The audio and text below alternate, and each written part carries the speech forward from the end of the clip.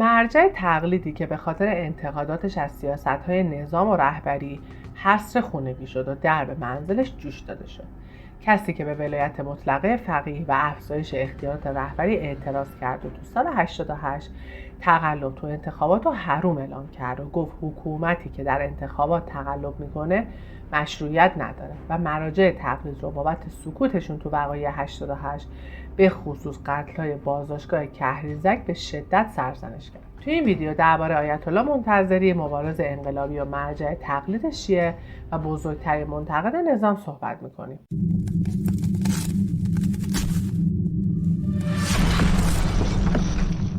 تو قانون اساسی سال 68 ولایت فقیه مطلقه اعلام شد و شرط مرجعیت از رهبری برداشته شد. آیت الله منتظری که بزرگترین و مهمترین منتقد سیاست‌های نظام بود، به شدت در مقابل این گسترش اختیارات موضع گرفت و تو دوران رهبری آقای خامنه‌ای انتقادات جدی از رهبری کرد. در بین سال‌های 71 تا 76 3 بار به خونه منتظری حمله شد و دفعه سوم دستور حصر خونگیش داده شد. تا اینجای داستان و چرایی و چگونگی شد توی ویدیوی قبلی کامل توضیح دادیم. از اینجا میریم سراغ منتظری در دوران حصر تا به امروز. تو پرانتز بگم که ما وقایع مهم بعد انقلاب رو توی این پلیلیست بررسی کردیم و مهمترین منبعمون هم برای ساختن ویدیوهای این پلیلیست کتاب خاطرات آقای رفسنجانیه. همونطور که توی ویدیوی قبلی گفتیم تو آبان سال 76 بعد از پیروزی خاتمی تو انتخابات، منتظری تو سخنرانی خیلی تندی از خاتمی خواست به پشتوانه رأی مردم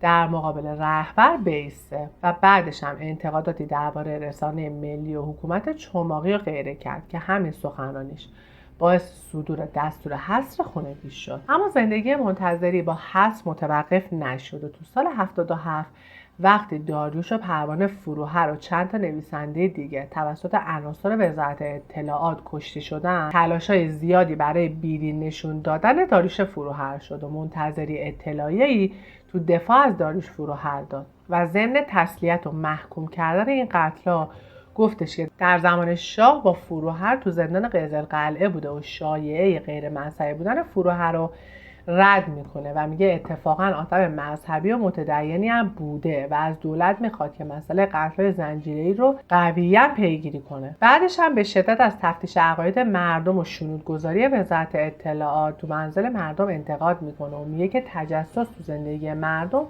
از گناه‌های بزرگه. بعد از ماجرای کوی دانشگاه تو 18 تیر 78 که تو این ویدیو توضیحش دادیم، پیامی با عنوان پیام به مناسبت شکستن حرمت دانشگاه و دانشجو داد و این حمله رو محکوم کرد و گفت این گونه کارهای تند و جاهلانه حریم حوزه‌ها و دانشگاه و مجامع علمی و فرهنگی رو میشکنه، ولی کیه که ندونه محرک و پشتیبان و تامین کننده امکانات برای اینا چه کسایی هستند. تو فروردین ماه سال 79 مجمع تشخیص مصلحت نظام تصویب کرد که مجلس شورای اسلامی حق تحقیق و تفحص تو نهادهایی که زیر نظر مستقیم رهبران رو نداره و منتظری به این اعتراض کرد که این کار غیر قانونیه. توجیهش هم این بود که قانون رو فقط باید مجلس که با انتخاب مردم تعیین میشه به تصویب برسونه، نه نهادی که اصلا مردم تو انتخاب اعضاش نقشی ندارن. درباره تشخیص مصلحت نظام باید بگیم که اعضاش توسط رهبر انتخاب میشن و همین نهاد تو سال 79 تصویب کرده بود که مجلس حق تحقیق و تفحص تو نهادهایی که زیر نظر مستقیم رهبران رو نداره. منتظری تو دوران حصرش با خیلی از روزنامه‌های خارجی هم مصاحبه می‌کرد و تو سال 79 پایگاه اینترنتیش رو راه انداخت و تبدیل به اولین مرجع تقلیدی شد که پایگاه اینترنتی داره و ما از این لحظه وقایع مهم رو از سایت خود منتظری بیان میکنیم. همونطور که گفتیم حصر منتظری مانع فعالیتاش نشده، به خاطر همینم خودش و خانواده‌اش تحت فشار بودن. مثلا تو 7 تیر سال 80 خانواده شهید محمد منتظری که تو ماجرای انفجار دفتر حزب جمهوری اسلامی کشته شده بود، به مناسبت سالروز شهادتش مراسمی گرفته بودن که دادگاه ویژه روحانیت مانع برگزاری این مراسم میشه که در نهایت هم منجر به درگیری میشه. یا تو 25 تیر همین سال گروهی برای پلمپ منزل احمد منتظری میرن و اموال و اشیاشو بدون صورت جلسه ضبط میکنن. جامعه ایران اما هیچ وقت در برابر حصر منتظری سکوت نکرده بود و به صورت پراکنده اعتراضاتی انجام میشد. اما مهمترین و جنجالی ترینش استعفای امام جمعه اصفهان و نوشتن یه نامه سرگشاده خطاب به مردم بود. آیت الله طاهری اصفهانی تو اعتراض به وضع سیاسی کشور گفت: آیا اظهار عقیده و انتقاد از حکومت در اسلام حبس و حصر دارد؟ آیا انتقاد به حکومت ما وارد نیست؟ و این حصر مصیبتیه که به تشیع ضربه میزنه. انجمن‌های اسلامی و دانشگاه و سر 10 تن از نماینده‌های مجلس هم نامه‌هایی نوشتن و خواستار برطرف شدن حصر منتظری شدن و در نهایت با فشار اقشار مختلف تو 10 بهمن 81 حصر منتظری برداشته شد. البته منتظری گفت که نه خودش و نه بچه‌هاش هیچ وقت درخواست رفع حصر نداده بودن. چالش‌های بین حکومت و خانواده منتظری اما تمامی نداشت و خونه زهرا ربانی املشی، عروس منتظری و نوه آیت الله ربانی املشی پلم میشه. داستانم به این شکل بود که تو سال 78 بعد از فوت آیت الله آذری قمی، یکی دیگه از مراجعی که بعد از انقلاب حصر خونگی شد و تو حصر خونگی هم مرد، سپاه قصد خرید خونه‌شو داشت که خانواده آذری قمی به خاطر حصر پدرشون بعد از انقلاب و رفتار نامناسب با ایشون خونه رو به سپاه نمیفروشن و به خانواده منتظری میفروشن. اما بلافاصله بعد از انتقال سند خونه پلم میشه و سعید و احمد، دو پسر منتظری، به همراه 9 نفر دیگه بازداشت میشن. زهرا ربانی املشی که مالک خونه بوده بارها به سپاه پاسداران قم نامه میزنه که پلم به خونه غیر قانونیه، از غصب خونه‌اش شکایت میکنه، اما این شکایات به نتیجه نمیرسه. در نهایت هم با پیگیری آیت الله مومن، آقای خامنه‌ای مستقیما دستور رفع پلم و تحویل خونه به خانواده منتظری رو میده و بعد از چند ماه خونه پس داده میشه. نهایتاً هم با نامه نوشتن با آیت الله خامنه‌ای که توسط آیت الله مومن برده شد، آیت الله خامنه‌ای دستور داده بود که اینجا رو در تحویل صاحباش بدید. تو 20 مرداد 83 منتظری پاسخی به نامه‌ای که خاتمی بهش زده بود داد و نوشت. مردم بعد از یأس و ناامیدی سالهای بعد جنگ با وعده اصلاحات خاتمی به صورت پرشوری تو سال 76 به پای صندوق‌های رأی اومدن. اما متاسفانه بعد از 7 سال خاتمی نتونست به وعده‌هاش عمل کنه و یأس و ناامیدی مجدد به مردم برگشته. میایم جلو تا میرسیم به سال 87. تو اردیبهشت ماه 87 تو دوران ریاست جمهوری محمود احمدی نژاد، گروهی از بهائی‌ها به جرم اقدام علیه امنیت ملی، تبلیغ علیه نظام و جاسوسی برای اسرائیل بازداشت شدند. بعد از این بازداشت منتظری پیامی درباره حقوق شهروندی بهائی‌ها داد و گفت فرقه بهائیت چون دارای کتاب آسمانی مثل یهود و مسیح و زرتشت نیست، تو قانون اساسی جز اقلیت‌های مذهبی شمرده نمیشه، ولی از اون جهت که اهل این کشورن حق آبوگل دارن، از حقوق شهروندی برخوردارن. همچنین باید از رأفت اسلامی که مورد تاکید قرآن و اولیاء دینه بهره مند باشن. اینکه منتظری بهائیان رو مشمول حقوق شهروندی دونست خیلی تو کشور جنجال برانگیز شد و بانی دوگال، نماینده ارشد بهائی تو سازمان ملل، گفت که ما خوشحالیم مقام روحانی بلندپایه‌ای به احترام به حقوق شهروندی بهائی‌ها تو ایران اشاره کرده. بهائی‌ها هیچ قانون را زیر پا نذاشتن و هرگز علیه منافع ایران اقدامی نکردن. بنیانگذار ما ایرانی بود و آیین ما تو ایران پایه‌گذاری شد. از همین رو تمام بهائی‌ها عاشق ایرانن و بهترین آرزوها رو برای ایران دارن. اما در داخل ایران به خاطر این اظهارات منتظری مواضع خیلی تندی علیهش گرفته شد. سال 88 آخرین سال زندگی منتظری بود که همزمان با یکی از جنجالی ترین سالهای بعد انقلاب بود. منتظری تو 13 خرداد فتوایی صادر کرد که دستکاری آرای مردم و تقلب در انتخابات حرامه و این کار باعث عدم مشروعیت نظام و نشونه استبداده. بعد از اعلام نتایج و پیروزی احمدی نژاد، منتظری تو 26 خرداد پیامی داد و گفت با اعلام نتایجی که هیچ عقل سلیمی آن را نمیپذیرد و بر اساس شواهد موثق تغییرات عمده‌ای در آرای مردم داده شده است و به دنبال آن در پی اعتراض برخی از اقشار مردم به این عمل کرد،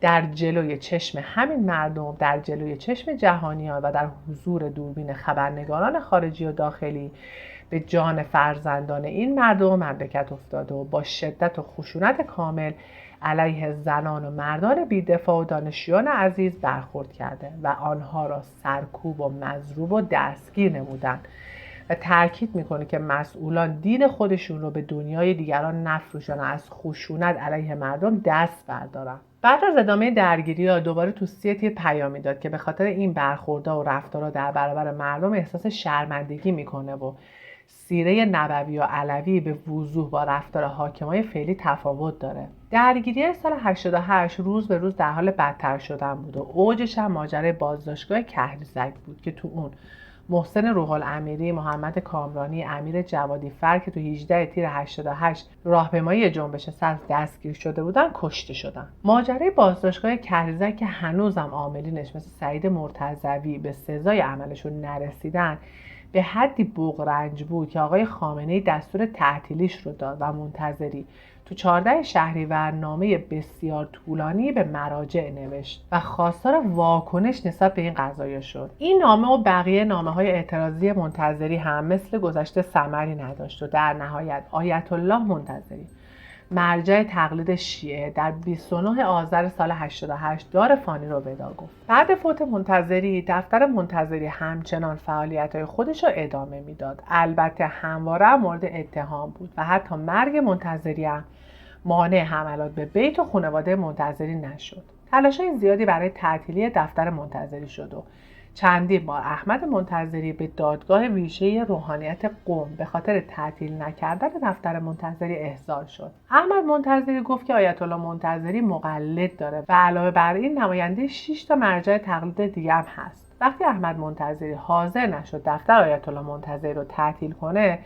توسط افراد ناشناس تو 23 خرداد سال 89 به دفترش حمله صورت میگیره و فردای این روز با حکم دادگاه ویژه روحانیت دفتر منتظری پلم میشه. تو 3 تیر دخترای آقای منتظری اسمت و اشرف و طاهره و سعید منتظری بیانیه علیه این کار دادن و تو 30 بهمن 90 با حکم جمع‌آوری کلیه امور مربوط به مرجعیت به خونه احمد منتظری میاد و احمد منتظری این ادعا که نماینده 6 نفر از مراجع تقلیده رو تکرار میکنه، اما با این وجود دفتر و در به منزل آیت الله منتظری پلم میشه. تو 22 مهر 91 احمد منتظری تو جلسه حرفای خطاب به مراجع زد که سبب احضارش به دادگاه ویژه روحانیت شد. احمد منتظری گفت که مراجع یا باید مثل منتظری باشن که تو همه موارد اظهار نظر میکرد و در برابر ظلم اعتراض میکرد، یا مثل آیت الله بهجت کلا سکوت کنن. اینطوری نباشه که وقتی مسئله حضور بانوان تو استادیوم‌ها مطرح میشه فریاد وا اسلاما سر بدن، اما درباره جنایت کهریزک که افراد تو اونجا کشته و شکنجه شدن سکوت کنن. تو مرداد ماه 95 احمد منتظری کاری کرد که منجر به صدور حکم حبس و خلع لباسش شد و اونم انتشار فایل صوتی جلسه منتظری با مسئولین اعدام‌های سال 67 بود. درباره اعدام‌های سال 67 تو این ویدیو کامل توضیح دادیم. این فایل صوتی تو 19 مرداد از طریق سایت و کانال تلگرام منتظری منتشر شد که البته بلافاصله به دستور وزارت اطلاعات برداشته شد، اما در دنیای اینترنت چیزی به اسم حذف وجود نداره و فایل به سرعت پخش شد و جنجال‌های زیادی رو به پا کرد و دوباره ماجرای اعدام‌های سال 67 رو سر زبون‌ها انداخت و بیت منتظری متهم شد که مجاهدین درش نفوذ کردن. احمد منتظری به دادگاه ویژه روحانیت فراخوانده میشه. جلسه دادگاه به صورت غیر علنی بدون حضور وکیل و هیئت منصفه برگزار میشه و احمد منتظری به موارد زیر متهم میشه: الف، اقدام علیه امنیت ملی، افشای اسناد سری نظام و برهم زدن نظم جامعه با اقدامات خود. ب، خیانت در امانت از طریق عدم استرداد اسناد سری و محرمانه نظام. جیم، فعالیت تبلیغی علیه نظام اسلامی از طریق مصاحبه با رسانه‌های ضد انقلاب.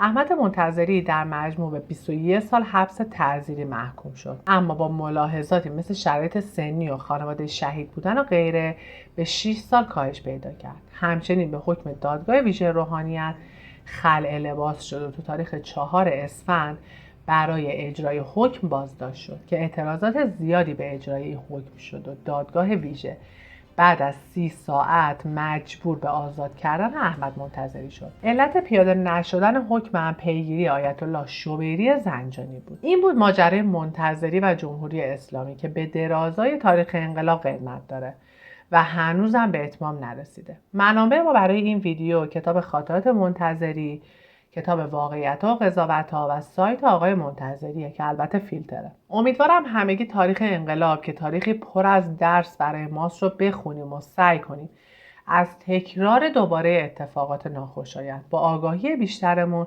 جلوگیری کنیم. تا ویدیوی بعدی، خدا نگهدار.